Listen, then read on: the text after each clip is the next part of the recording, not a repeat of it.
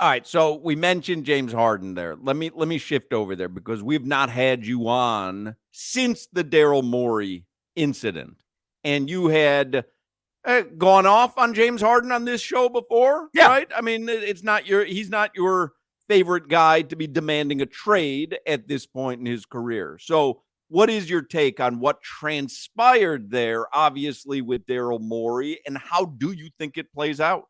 So with how you just described the way that I feel about James Harden, it's the same way with overrated Daryl Morey, who I think he's one of the most overrated executives in sports right now. And that goes back to when he was with the Rockets and they lost once again to the Warriors. And he sent that stupid tweet out, oh, we're like 4-8 against the Warriors in the last few years. That's better than the rest of the league. He celebrated losing. So I'm not a fan of Daryl Morey, and I think he's overrated as an executive. But with that being said, James Harden opted into the contract because he knew no other team was going to pay him the $35+ million.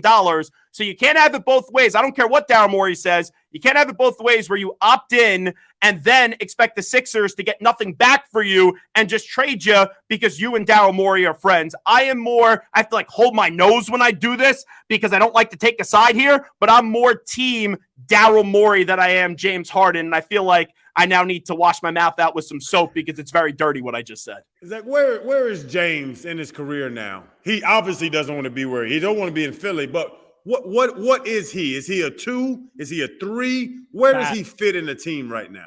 He is a good regular season player who, come the postseason time, can give you 1 or 2 good games and everyone goes, oh, this is finally the coming out party for James Harden. He's going to be phenomenal. He's going to be sensational. He's finally going to get the ring. And then as the series goes on, his body's not in good enough shape and he just has nothing left in the tank. You saw it in the series up against the Celtics this year. Game 1 was awesome. Game 4 was awesome. What are you doing games 5, 6, and 7?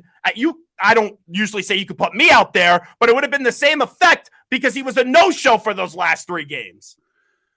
What about with Joel Embiid? Because obviously nobody likes Harden anymore in Philadelphia. He doesn't want to be there, but Joel Embiid is kind of the important piece there. If he were to leave, Philadelphia would essentially have to go into a rebuild. We saw him kind of delete all the stuff about Philly off his Instagram, but yeah, he said he's committed. It was, but he said he's committed to there. But every time you see, one of these odds makers come out, will Joel Embiid ask for a trade in the coming season or the next 2 seasons? What do you think? You think eventually this is just going to blow up and the Sixers are going to have to trade Joel Embiid at some point?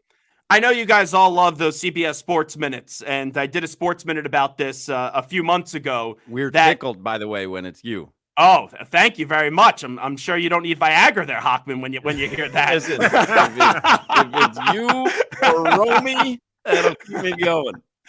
I'm just playing with you. But I did a Sports Minute. By the end of this year, I think Joel Embiid is going to request a trade with the Sixers. Now, Sixers fans love him because he's the only success of the process with all those draft picks that they had and all the mysterious players and things that happened to those players from the draft picks that they made. But ultimately, how much more can you take? And I don't want to give Embiid a pass. I know he just won the MVP, but I've said this for years.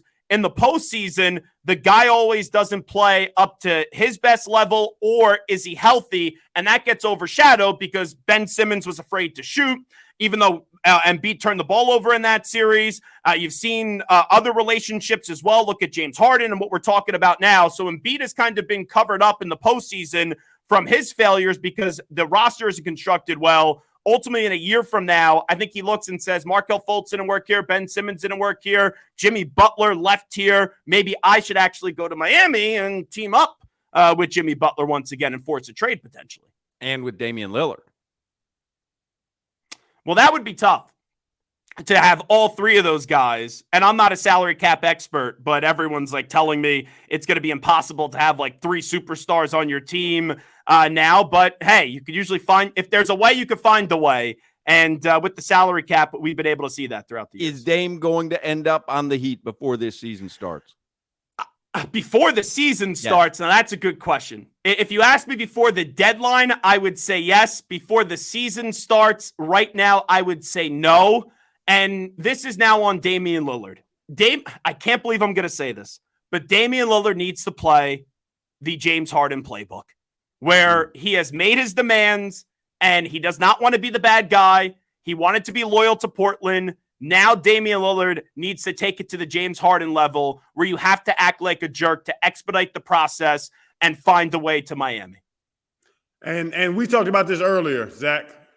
If it's Bam, Jimmy, and Dame, and we don't know who else is going to be there because they're going to want everything back in Portland for Dame, where does that sit in the East? Where is that team in the pantheon of the East? May not be great in the regular season, but that doesn't matter. They just proved it this past year. They'd be in the NBA Finals. You already have the foot injury with Kristaps Porzingis and the Celtics. Jaylen Brown got the big contract, but he can only go to one side of the basketball court. Philadelphia has a problem because we don't know if James Harden's even going to be there. Even if he is, I would take the Heat over him.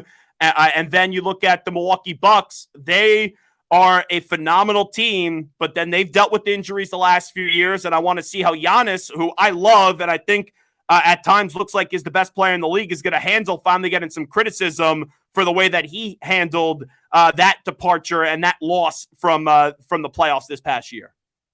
Zach, what is the national narrative, or how is Tyler Hero perceived nationally? Because we all see him as a rising star, somebody who can become an all-star. He's already sixth man of the year. We know that. Apparently, the Blazers don't want him. I understand personnel-wise why they wouldn't want him, but then you are seeing all the reports that, Tyler Hero isn't as attractive as the Miami Heat believe he is in trade talks. What is he nationally, and how is he viewed? I'm actually kind of surprised the disrespect that Tyler Hero gets. Like, I could understand if you make the case that you rather have Tyrese Maxey over Tyler Hero. I could listen to that argument and I could understand that, but it's almost as if people think Tyler Hero is a bad basketball player. Now, I'm not going to call him a star. I don't think he's a 1 or a 2 on a championship team. Can he turn into a 3 on a championship team? We'll have to wait and see. I think it also depends on the environment as well. But the way that I view Tyler Hero is a piece that is inevitably going to be with the Portland Trail Blazers when Damian Lillard finds his way to the Miami Heat. That's the way that I view him. By the way, if Damian Lillard is not on the Heat, you say, before the season starts and it's up until the trade deadline, does he need to play for Portland or is he sitting? I think that it will be on and off. And the reason why I say that is I just don't know how Damian Lillard's going to handle this. Damian Lillard, for years, has been my favorite player in the league. But this past year, I just can't take it anymore because he keeps on floating out. He wants to win a championship. He wants to win in Portland. Then he's willing to go somewhere else. At this point, no one's going to view you as the villain if you leave Portland. You were loyal more than anybody would be loyal there, and the organization has screwed you over year after year after year. So at this point, it's almost as if Dame knows he wants to leave, but is afraid to take it to the level to get his way. And you can't have it both ways. No one's going to talk negatively about you. Remember, they carry our show in Portland. I have done shows here where Portland Trail Blazers fans have called me and said, we totally get that Dame's getting the short end of the stick here in Portland. I think Dame is miscalculating because have we seen in the past with Kevin Durant and other players, LeBron with the decision when he goes to Miami, just get absolutely ripped for it. I think that's Dame's biggest fear, but that's never going to happen with Damian Lillard. And Zach, like you said, Dame wants to win a championship. If your name was Zach Lillard and not Gelb, is there any other team that you would encourage him to go to if he just wants to win a championship? Because the ball's in his court now. Yeah. If this was before the Celtics made the move for Kristaps Porzingis, I would have said the Boston Celtics. I could even look at the Milwaukee Bucks as a potential destination, the Philadelphia 76ers. There are teams out there that make sense, but you look at the Miami Heat, they just got to the NBA Finals practically walking through or sitting through the regular season. They almost lost that second playing game, which there never would have been this Heat story. And then they got to the finals for the second time with Jimmy Butler, and they need a more consistent scorer. And you get to live in Miami, and I get to go to Joe's Stone Crabs. I get to go to Prime 112. I would be saying I would go out to dinner with Channing Crowder, but he would blow me off, so we wouldn't even get to see him at dinner. There's so many great things that Miami has to offer. hello, I'm going to Miami, but I consider other places.